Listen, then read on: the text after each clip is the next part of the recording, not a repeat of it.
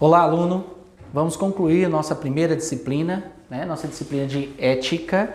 Então, nós vimos na aula anterior um pouco da definição de ética, conceitos, ideias, pensadores. O importante é que você já tenha definido na sua cabeça que ética é um bem comum. É quando a pessoa tem um agir, um fazer, pensando não somente nele, não só no seu auto-ego, na sua própria pessoa, mas na sociedade, nos outros, né? Então, hoje, continuando na aula 2, nós vamos ver mais alguns assuntos pertinentes a essa área de ética, ok? Então, ética moral, nós vamos entrar um pouquinho aqui em moralidade pública e bioética, para poder encerrar essa disciplina, ok?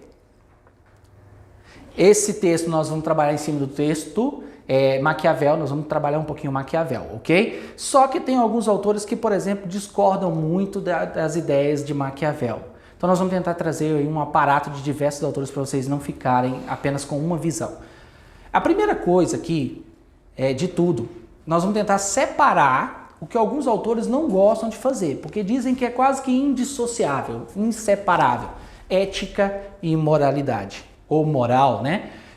Trouxe aqui para vocês um rascunho para vocês tentarem entender melhor, para não ficar só no campo das ideias, mas na prática para vocês também, o que seria aí a ética e a moral. Moral, né? Então vamos lá, ética é princípio. Então pensa, justiça. Justiça é um princípio. Ética é moral, é uma conduta específica, é quando você aplica o princípio na determinada situação. Tem um desenho do Pica-Pau muito bom que ele vai separar a comida, e aí ele fica assim, um para você, um para mim.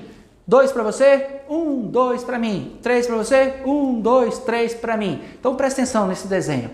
Justiça. Estava sendo justo? Estava sendo igual a divisão? Não. Pica-Pau conhecia da justiça? Sim.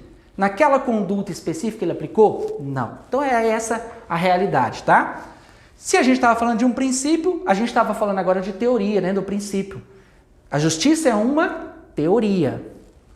A prática vem da moral, é pegar a teoria e aplicar. Então veja, o quadro é bem fácil a interpretação.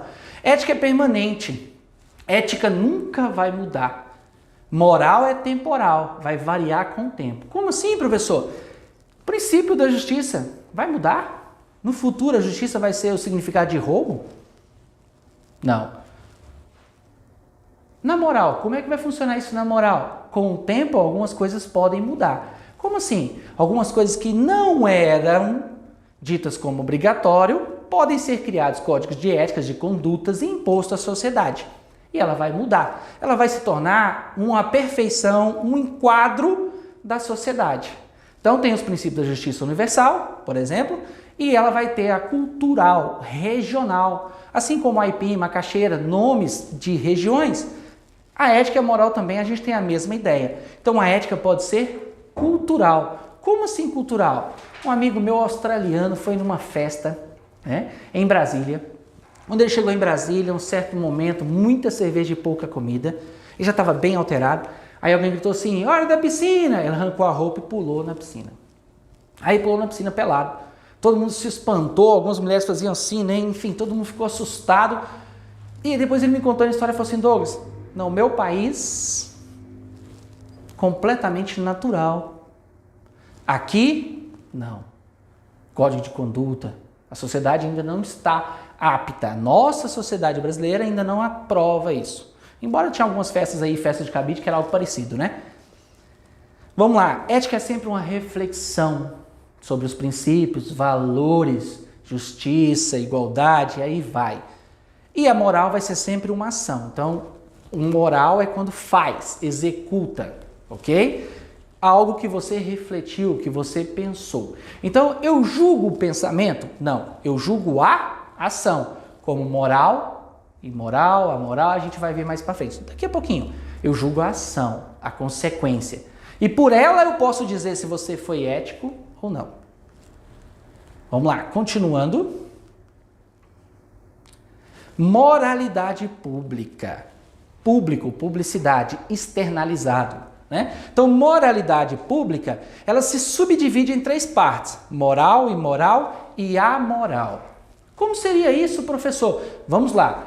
Moral é quando você faz alguma coisa, algum comportamento. Nós já sabemos que aqui é ação, é atitude, comportamento, é o que é feito. Então, moral é quando você faz alguma coisa e aos olhos da sociedade, essa sua atitude é permitida, é aceita, é legal, e aí você é considerado moral. Vamos para exemplo? Vamos. O que você tem? O aluno, qual a obrigação do aluno? Estudar para a prova. Você tem prova amanhã, você está hoje no domingo em casa estudando. Chega no dia da prova, Joãozinho estudou para a prova? Estudei. Você foi? Moral. Cumpriu o que a sociedade, o que uma classe, o que um pai, o esposo, o futuro mercado espera de um técnico, de um profissional, como estudante hoje. Moral. Beleza? Imoral. Imoral é quando você faz alguma coisa que vai em desacordo, na contramão do que a sociedade espera que você faça. O que seria isso? Qual o objetivo? O aluno tem como objetivo o estudo, se formar, ser um profissional competente, não é isso? Aí ele tem prova amanhã, hoje é domingo, ele tinha uma festa, né? Ele estudou? Não. Na hora da prova, o que ele faz? Cola. A sociedade espera que você cole, que você se torne um profissional baseado em colas e trapaças? Não. Quando você faz isso, você está no futuro roubando seus clientes. Isso é, de certa forma, imoral. Tá? Então entendam, isso aqui, gente, não está só no ensino médio, no ensino técnico, na graduação, não. Isso aqui está em casa. Isso aqui está nas nossas ações rotineiras, dia a dia. Tá? Quando pequeno, uma vez cheguei em casa com um carrinho de um colega da escola. Meu pai imediatamente falou: onde você arranjou isso? Eu trouxe, um colega estava brincando e eu trouxe. Naquele momento, meu pai me ensinou isso aqui, fez eu devolver. Eu aprendi que aquilo não era meu. Então, perceba que nas pequenas atitudes familiares já começa. Lá nas relações anteriores que a gente viu das tríades, né? Da sociedade, estado e família, a gente já vê esses conflitos. Que no futuro, a cadeia, a prisão, enfim, já são consequências dessas moralidades ou dessas faltas de reflexão ética. Aqui nós fechamos essa primeira parte. Vamos para essa. Essa aqui, um aposto aqui, a moral. O que isso aqui diz? É quando eu faço alguma coisa que a sociedade espera que eu faça? Não. É quando eu faço alguma coisa que a sociedade espera que eu não faça? Eu estou indo na contramão? Não. Aqui é quando você faz alguma coisa sem a real reflexão ou a noção das consequências. É você age pura e simplesmente agir. Sem o dolo, sem a má fé, sem a intenção futura. Como assim? Se você faz alguma coisa com o intuito de se beneficiar no futuro, você está sendo imoral. Se você faz alguma coisa com o intuito de se beneficiar no futuro, mas alguma coisa correta, você está sendo moral. Mas se você faz alguma coisa pura e simplesmente por fazer, no futuro a consequência pode ser uma delas. Mas naquele momento é amoral. Como assim? Vamos a exemplo, para ficar mais claro. No meu caso, carrinho, eu trouxe para casa. Eu estava roubando? Eu tinha consciência disso? Não. No futuro, meu pai me ensinou e eu aprendi isso. Aí a consequência no futuro pode ser diferente. Ok? Então, presta atenção. Professor, não entendi, ficou vago. Vamos a outro exemplo? Vamos. Texto. Você vai reproduzir o vídeo, você vai gravar e vai passar para outra pessoa. Sem pagar direitos autorais à instituição Madre Teresa. Está correto isso? Se você paga os direitos ou se a instituição deixa para que você venha comercializar e passar esses vídeos a outros, está certo? Estaria. E como seria o amoral? Quando você não tem a fé, mas você passa no sentido de não se beneficiar, não quer ganhar dinheiro, mas quer educar, quer ensinar. Nós estamos usando textos de autores diversos. Não estamos pagando plágio, eu não estou pagando plágio nas citações, estou citando e referindo. Meu interesse é educar você, ensinar você. Então não há a má fé, ok? Vamos continuar. Para fechar o conteúdo dessa aula, né, nós temos aqui a definição, a ideia de bioética. Então nós vamos entrar nesse assunto para poder concluir a ideia do texto e encerrar a nossa primeira disciplina de ética com vocês, ok?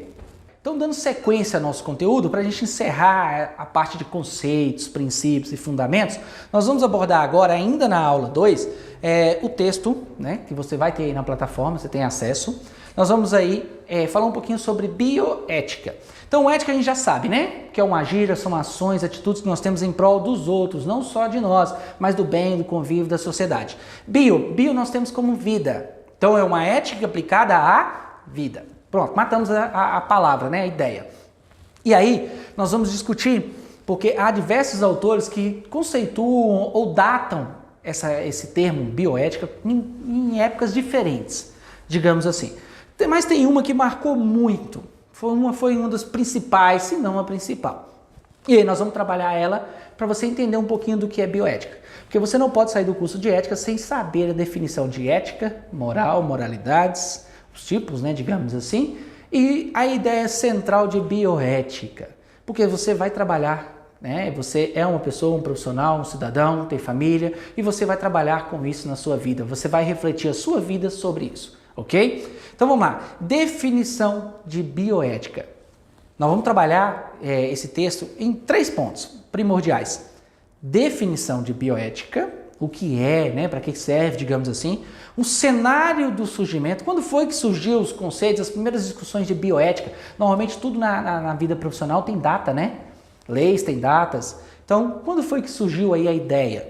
E princípios bioéticas, ou como há pouco tempo atrás era conhecida, a tríade ética, né? Então vamos lá. Definição.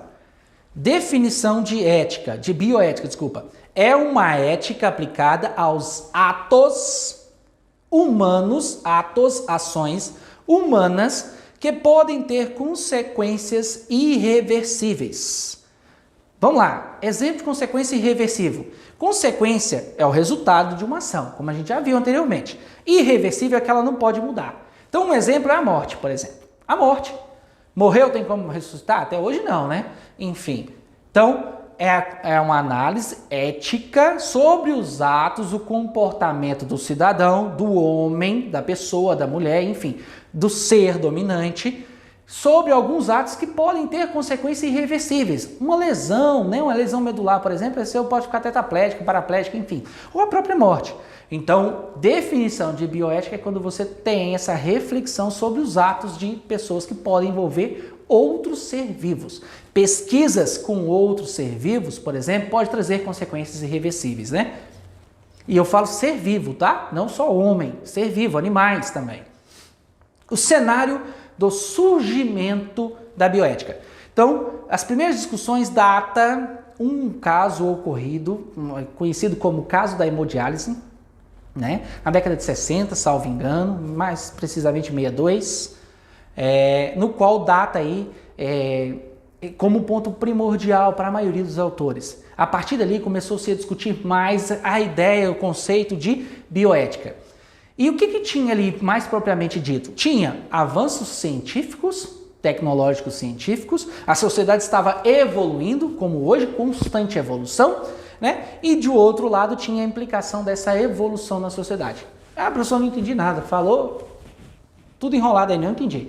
Então vamos lá, pega um celular, última geração, dá na mão do seu filho, claro, se não for o bebê para jogar no chão, dá na mão do seu filho, deixa algumas horas com ele. Rapidamente ele já vai aprender a tirar foto, postar, acessar, baixar vídeo, aplicativo, jogos. Pega esse mesmo celular, coloca na mão de uma pessoa mais velha, seu pai, seu avô. Rapidamente ele vai te xingar e vai te jogar esse celular na cabeça. Por quê? Porque nós temos uma evolução, a sociedade evolui ao passo que a tecnologia, os avanços tecnológicos vão evoluindo. Então, o caso de hemodiálise aconteceu da seguinte forma, você vai refletir um pouquinho comigo. Pensa uma cidade em que tem pessoas que fazem hemodiálise. Não sei se você conhece, hemodiálise é um tratamento de um doente crônico que não tem cura, a não ser que seja transplantado, ele não tem a função renal, ou total, ou parcial, enfim. Desculpa. E ele precisa de um acompanhamento, de uma orientação, de um apoio, né, de tratamento para isso. Ou seja, a cada 3 vezes, mais ou menos, ele tem que se conectar a uma máquina e ficar ali algumas horas. Hoje, se eu não me engano, são 4 horas cada vez que ele vai lá e fica uma manhã, uma tarde ou uma noite. Ficam 4 horas ligada na máquina, no qual é retirado todo o líquido, né? A gente consome muita coisa com líquido, frutas, enfim. E aí o líquido faz mal a ele. Se não drenar, não elimina, ele não urina, né? Esse líquido vai acumular nos pulmões e pode fazer mal a ele. Então ele é conectado e é drenado esse líquido, para que ele não venha morrer aí por problemas com complicações posteriores. Hoje, normalmente isso aí demora em média 4 horas. Antigamente, na época em questão, na década de 60, como a gente estava falando, isso aí demorava um dia todo. E aí, vamos imaginar uma situação. Você tem 10 máquinas, tem 30 pessoas doentes, renais, precisam do tratamento. Ou seja, você vai ter que escolher 30 pessoas, né? Um terço dela aí, 10 máquinas, vai ter o direito à vida, ao tratamento. A vida. Por quê? Porque se não fizer o tratamento, urgente, se não fizer o tratamento, a consequência é a morte. E as outras 20 vai ser escolhidas para morrer, digamos assim. Aí eu te pergunto, quais os princípios você vai adotar para escolher isso? Pensa um pouquinho, pausa aí e pensa. Eu vou escolher o mais velho e o mais novo. Eu vou escolher a mulher e o homem. Eu vou escolher o que está com doença menos avançada. E o que acabou de ficar doente também precisa, né?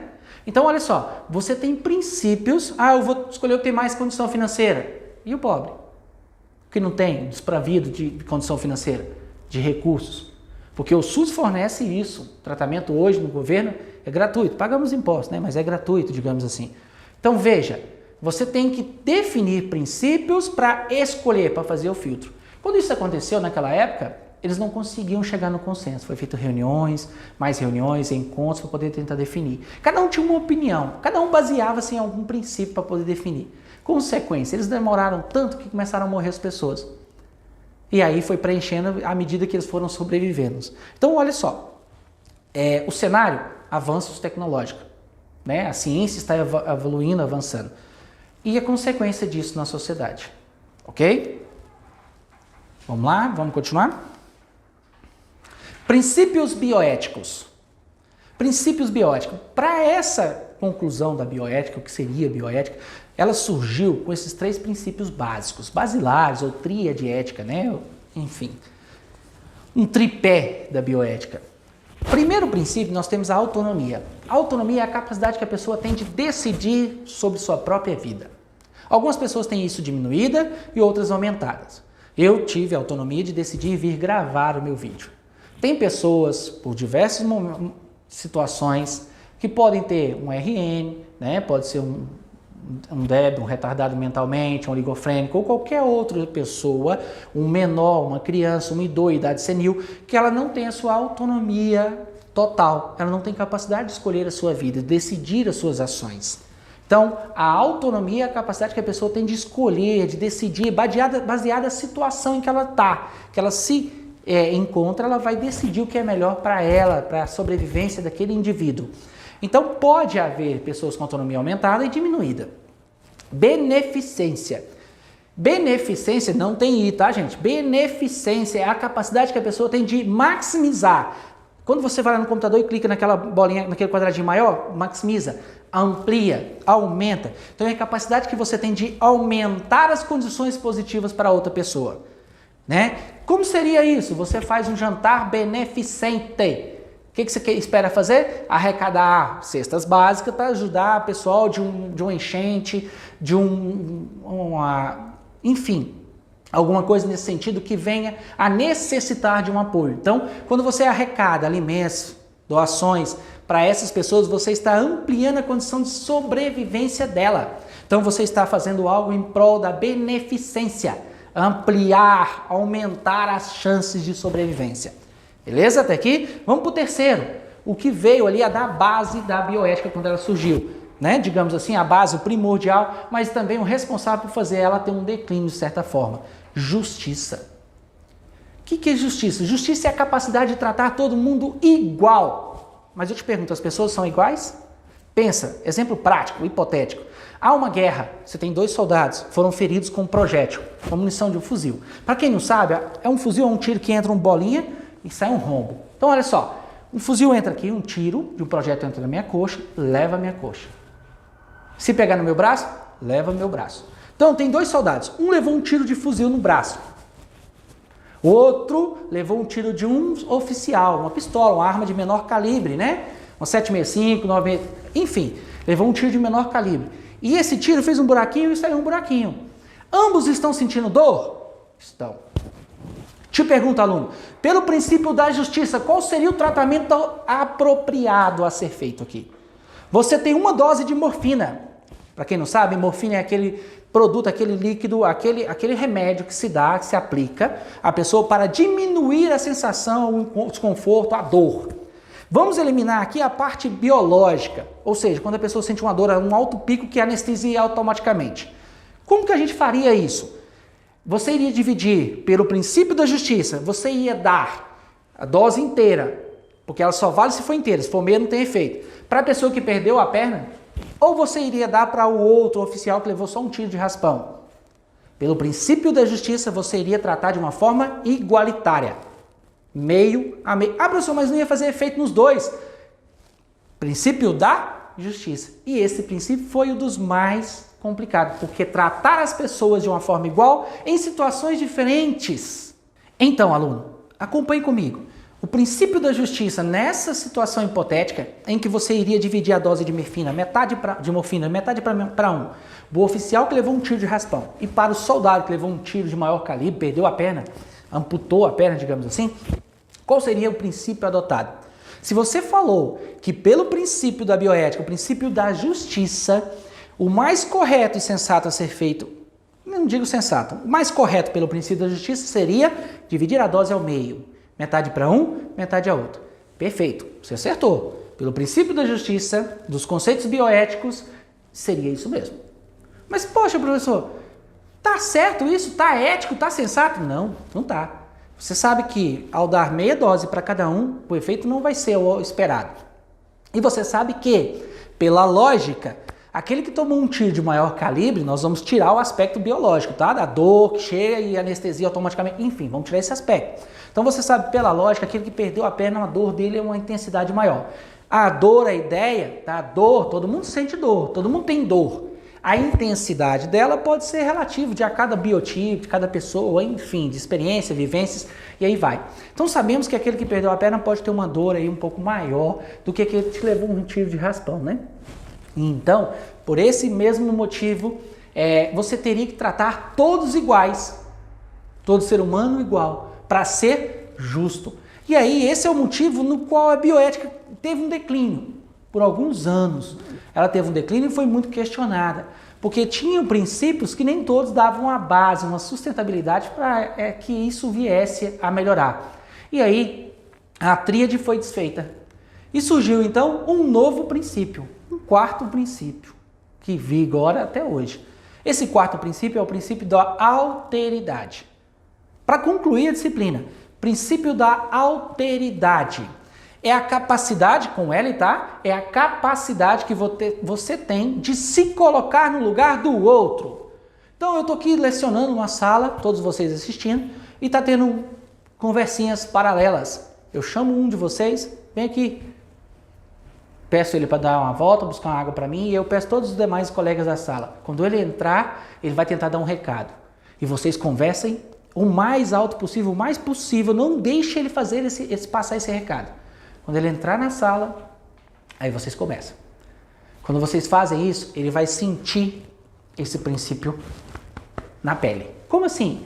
A dificuldade que é para o professor lecionar quando se há conversas. Ou seja, a alteridade, para facilitar, é a capacidade que o indivíduo tem de se colocar no lugar do outro, de ser o outro. Tomar decisões assim, pensando como se fosse o outro. Então vamos voltar ao exemplo do soldado, lá no princípio da justiça, que foi o declínio, né? Um exemplo bom, soldado raso, tomou um tiro de maior calibre, e soldado oficial. O oficial se coloca no lugar do soldado, né? E o soldado no lugar do oficial. Então aí a gente iria perguntar ao soldado, e pelo bom senso, pelos princípios éticos, esquecendo a hierarquia militar, a gente iria perguntar ao soldado, você levou um tiro de menor calibre, o oficial um tiro de maior calibre, a dor dele, teoricamente, a intensidade está maior. Você cederia sua parte da morfina, da dose, para ele? Acredito que a resposta seria sim. Perguntaríamos o oposto ao oficial que tinha tomado menor calibre e tomou um de maior calibre. Você seria capaz de fornecer, de abrir mão, esquecendo tudo dos aspectos legais, hierarquia, enfim, da sua dose, da sua parte na morfina, para o soldado, tendo em virtude que agora você sabe como seria a dor ou a intensidade ou a situação que ele vive? A resposta dele, acredito que seria sim. Por quê? Porque isso é a capacidade que ele tem de ser, não é fisicamente no exemplo, mas a capacidade de ser o outro, de se colocar no lugar do outro e tomar decisões, reflexões, agir pensando no outro. Aqui nós encerramos a disciplina de ética, nós falamos um pouquinho sobre conceitos, uma teoria para vocês terem um respaldo para os estudos futuros, tá? Fique acesso aí na plataforma, aos textos ou conteúdos complementares e caso tenha alguma dúvida, aguardo vocês no fórum. Até mais, aluno!